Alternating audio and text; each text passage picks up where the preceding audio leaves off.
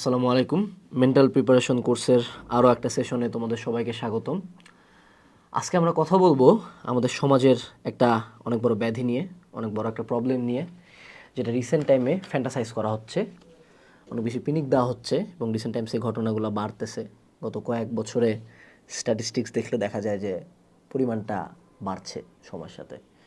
আমরা কথা বলতেছি একটা ফরবিডেন কাজ নিয়ে, সেটা হলো সুইসাইড, আত্মহত্যা, আত্মহনন। এবং সুইসাইড বয়স্ক মানুষজন যতটুকু না করে তার চেয়ে অনেক বেশি সংখ্যক কম বয়স্ক, বিশেষ করে স্টুডেন্টরা করে। এবং সবচেয়ে বড় আয়রনি হইল এই স্টুডেন্টরা যে আবার অশিক্ষিত বা খুব খারাপ স্টুডেন্ট এমন না। মেজরিটি অফ দ্য টাইম এমন মানুষজন করে যারা অ্যাকচুয়ালি একটা যথেষ্ট ভালো ইনস্টিটিউশনে পড়তো বা যাদের লাইফে একটা যথেষ্ট ভালো ফিউচার ছিল, বাট তারা সেটা আগেই নষ্ট করে দেয়।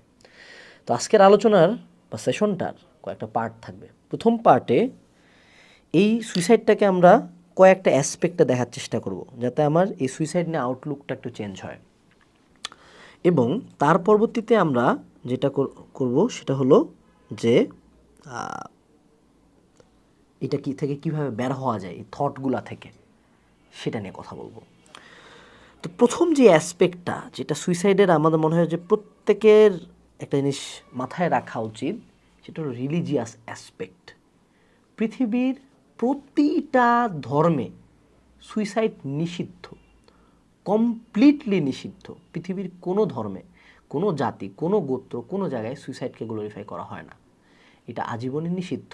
আমাদের এই জীবনটা, আমি যে জন্ম নিব, এটা একটা খুবই খুবই কমপ্লেক্স একটা প্রসেস। এবং এই কমপ্লেক্স প্রসেসের মধ্যে আমাকে সৃষ্টিকর্তা একটা জীবন দেয় এবং সে তার আনুগত্য করার জন্য আমাকে সৃষ্টি করে, এবং তারপরে আমার জীবন নেওয়ার ক্ষমতা শুধুমাত্র তার।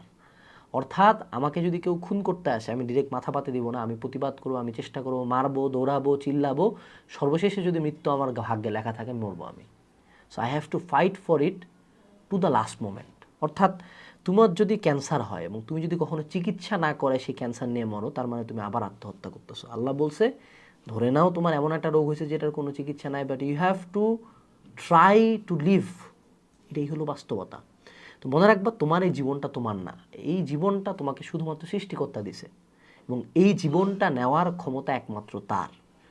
তুমি অ্যাথিস্ট হইতে পারো, সেক্ষেত্রে different aspect, but if you believe in God, if you believe in the almighty Allah, তুমি যেদিনে আত্মহত্যা করবা, তোমার পরকালে হি উইল মেক শিওর এটার জন্য তুমি পানিশড হও, এবং তুমি কখনোই জান্নাত বা প্যারাডাইস বা স্বর্গ কোনোটাতেই কোনো দিনই যাবা না। আজীবন এই পেইনটা তোমাকে দিতে থাকবে, এটার শাস্তি মহান আল্লাহ তাআলা তোমাকে দিবে। এটা হলো প্রথম কথা। সেটা হলো সেকেন্ড অ্যাসপেক্টটা, সেটা হলো ফ্যামিলি অ্যাসপেক্ট। যখন তোমার মাথায় সুইসাইডাল চিন্তা আসে, একটা জিনিস চিন্তা করবা, সেটা হলো সুইসাইড করে কারা? সুইসাইড করে যাদের লাইফে অনেক প্রবলেম, রাইট? কিন্তু এই কোনো প্রবলেমে তোমার পিতা মাতা কি কোনো দিন চাইতো যে তুমি মারা যাও? বা যারা বয়স্ক মানুষজন সুইসাইড করে, তার ফ্যামিলি বা তার সন্তান কি কোনো দিন চাইতো যে সে মারা যায়? এই যে তার আশপাশের মানুষজন, তার পরিবার তার জন্য এত প্রকার স্যাক্রিফাইস করে তাকে এত দূর আনে, এই শুয়োরের বাচ্চা তার প্রত্যেকটা ফ্যামিলি মেম্বারের, তার বাবা মার এত ভালোবাসা সব কিছু ভুলে যে একটা রেজাল্ট, একটা ছেলে বা একটা মেয়ের জন্য আত্মহত্যা করতেছে। আমার তো মনে হয় তার বাঁচার অধিকারই নাই ইন দ্য ফার্স্ট প্লেস। আমার তো মনে হয় না এরকম মানুষজনের সমাজে দরকার আছে যে নিজের পিতা মাতার উপরে অন্য কোনো কিছুকে স্থান দেয়, বা নিজের পরিবারের সম্পর্কের উপরে সে অন্য কিছুকে স্থান দেয়। সো অবশ্যই ফ্যামিলি অ্যাসপেক্টটা আমাদেরকে মাথায় রাখতে হবে, কারণ আমার আশপাশের কোনো মানুষ চায় না আমি মারা যাই। Yes, they can be angry with me, they can hate me, but they don't want me dead. এরপরে লাইফ অ্যাসপেক্ট, একটা জিনিস আমরা ভুলে যাই, সেটা হলো যুদ্ধ হয়, কুষ্ঠ হয়, ক্যান্সার হয়, অনেক কিছু হয়। তুমি যদি কখনো কোনো হসপিটালে যাও, বড় বড় হসপিটালে, কিডনি ওয়ার্ড, বার্ন ইউনিট বা বা যেগুলো বড় বড় রোগের আইসিইউগুলার পাশে দিয়ে যাও, তুমি ওখানে দেখবে ওই ভিতরের মানুষগুলা কতটা বেশি বাঁচতে চায় এই নিয়ে তোমার কোনো ধারণাও নাই। তুমি যখন পানিতে কোনো দিন ডুবতে ধরবা, কারো যদি সুইসাইড করার খুব ইচ্ছা, জাস্ট একটা বালতির মধ্যে মুখটা বন্ধ করে বালতিতে মাথাটা ঢুকায় রাখবা, তুমি দেখবা যে তুমি কত পরিমাণে হাত পা ছাড়াছাড়ি করতেছো। অর্থাৎ তুমি নিজেও কিন্তু নিজের লাইফটাকে অনেক বেশি ভালোবাসো, বাট তুমি আবেগে বসে আত্মহত্যা করে ফেলো, অ্যান্ড যতক্ষণে তুমি দড়িটাতে ঝুলে গেছো ততক্ষণে আসলে আর চাইলেও আর ব্যাক আসা যায় না।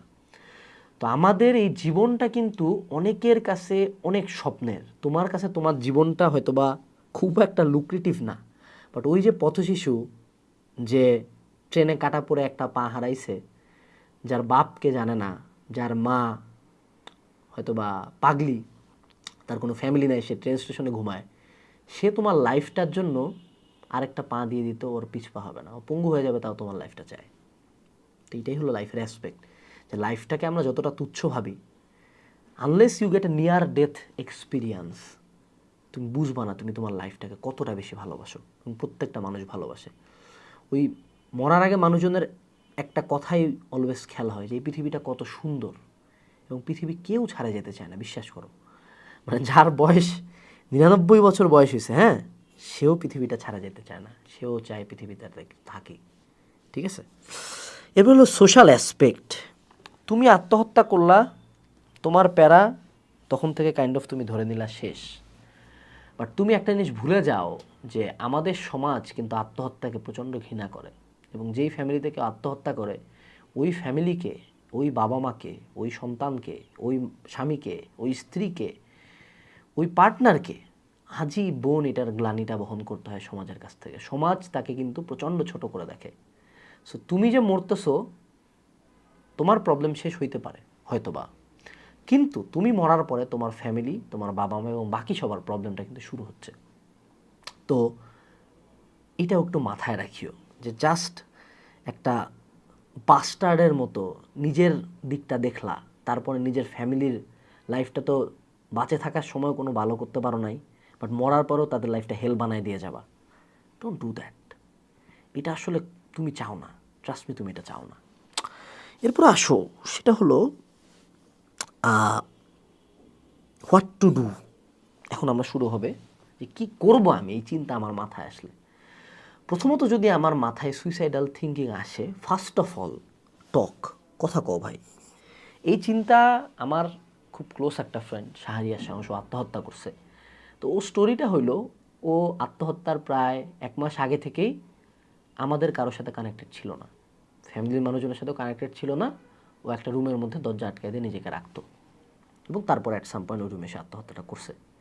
তো এটাই হলো আর কি মানে বাস্তবতা, যে তুমি যদি তোমার প্রবলেমটা কখনো শেয়ার না করো, প্রবলেমটা জাস্ট বাড়বে।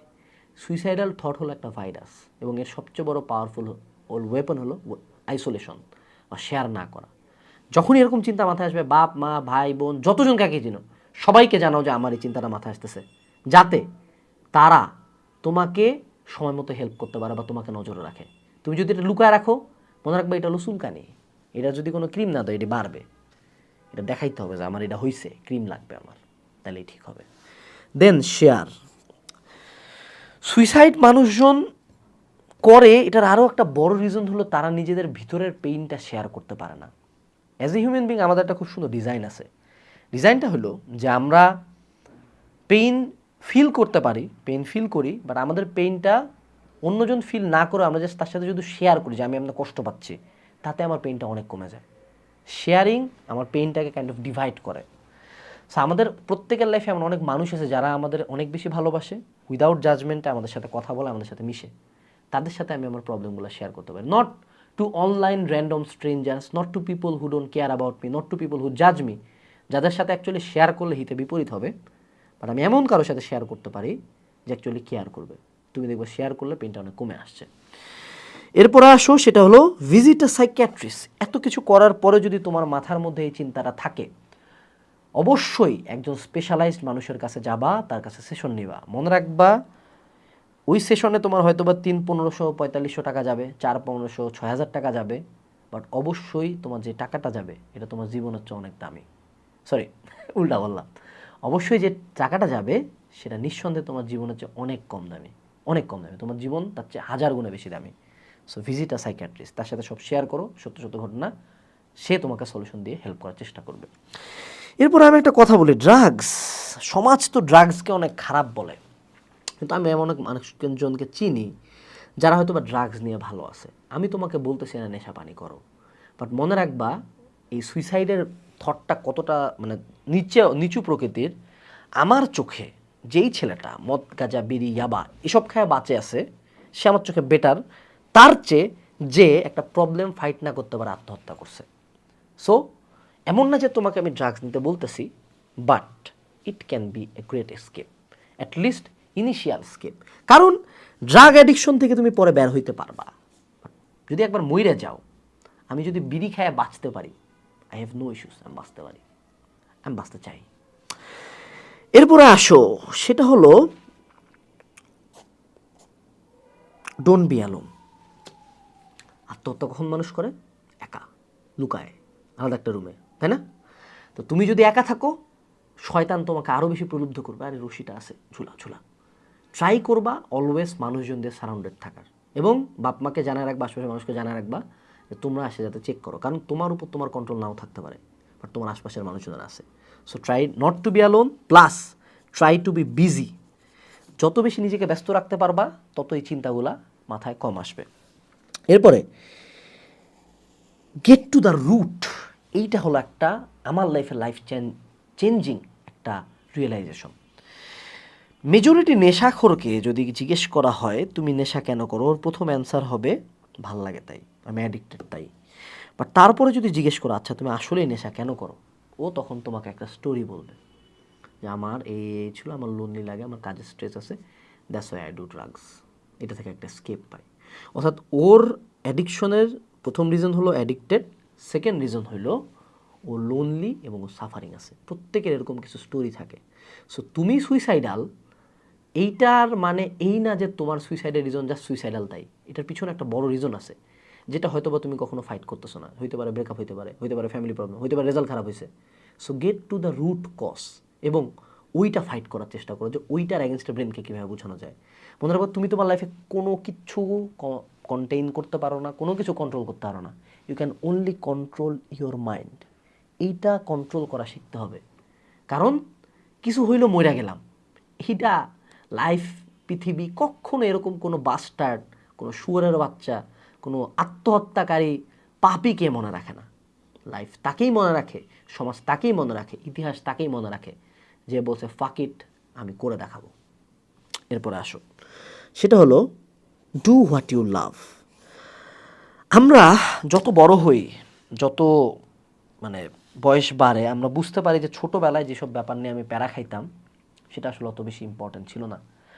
আনাস ভাইয়া যতই রেজাল্ট নিয়ে বলুক, অ্যাট সাম পয়েন্ট তুমি বুঝবা যে রেজাল্ট, পড়াশোনা লাইফের আলটিমেট কিছু না। তোমার লাইফে আরও ইম্পর্টেন্ট জিনিসপাতি আসবে, তোমার সন্তান আসবে, তোমার ফ্যামিলি আসবে, তোমার টাকার প্রবলেম আসবে, তোমার হেলথ আসবে, ধীরে ধীরে এগুলো প্রবলেম তোমার লাইফে আসবে। And at some point you will realise যে তুমি তোমার লাইফে যে কাজগুলো করতে ভালোবাসো সেই কাজগুলোতে টাইম তুমি দাও নাই। সো যখনই এই টাইপের চিন্তা আসবে, অনেক দিন ধরে ছবি আঁকার ইচ্ছা, অনেক দিন ধরে কারোর সাথে কথা বলার ইচ্ছা, অনেক দিন ধরে একটা জায়গায় ঘুরতে যাওয়ার ইচ্ছা, অনেক দিন ধরে অনেক কিছুই করার ইচ্ছা, করা হয় নাই, ক্যারিয়ার, ফ্যামিলি সব কিছু ফেলাও, যেটা ভালো লাগে সেটা করো, নিজের ব্রেনকে আগে ঠান্ডা করো, আগে লাইফটাকে অনুভব করো। লাইফে কত সুন্দর সুন্দর জিনিস আছে, খাও, ঘুরো, কথা বলো, দেখো, গেম খেলো, ফেসবুক চালাও, গান শোনো, ফিল করো লাইফটা কত সুন্দর। সবশেষে আরেকটা কথা, গো টু গড। তোমার যখন ব্রেন, মন, শরীর কোনো জায়গায় কোনো হেল্প পাইলো না, তখন সিজদায় পড়ো। তোমরা যদি অন্য ধর্মাবলম্বী হও, তোমার সৃষ্টিকর্তার কাছে যাও, মাথা নত করো, নামাজ পড়ো, কালাম পড়ো, কোরআন শরীফ পড়ো, you will feel that internal peace, কাজ উনি আমাদের সাথে সব সময় আছেন। তো যখন সব পথ বন্ধ, তখন সৃষ্টিকর্তার দরবারে হাত তুলে কান্দো যে আল্লাহ আমি বাঁচতে চাই, তুমি আমাকে বাঁচার শক্তি দাও। কারণ মরে যাওয়াটা খুব ইজি, বাট এটার কনসিকুয়েন্সেসটা যদি তুমি না বুঝো, তাহলে কিন্তু এহকালও গেল, পরকালও গেল। So suicide is never an option. ভিডিওর এন্ডিং এটাই। তোমার লাইফে যত বড় প্রবলেম হোক না কেন, রিমেম্বার ওয়ান লাইন, তোমার লাইফে যত বড় প্রবলেম হোক না কেন, ধরো রেপ হয়েছে, ধরো মার্ডার হয়েছে, ধরো অন্যায় করা হয়েছে, ধরো চান্স পাও নাই, ধরো পার্টনার চলে গেছে, ধরো তোমার হাত পা সব ছুটে গেছে, ধরো তোমার ক্যান্সার হয়েছে, ধরো তোমার অস্বাভাবিক pain, there is no situation where suicide is allowed or legal. As a human being, as a creation of the God, of the Almighty Allah, you have to live. You have to fight to live, so be a fighter not a quitter. 3 ইডিয়টসের I quit লেখা যে হারামজাদা মরে গেছে, ওর মুখে থু। আমি হব ওই যে রাজু রাস্তোগি, যে ওর চেয়ে বেশি ওর সিচুয়েশনও লাইফ কিছু একটা করছে। Best of luck, tata.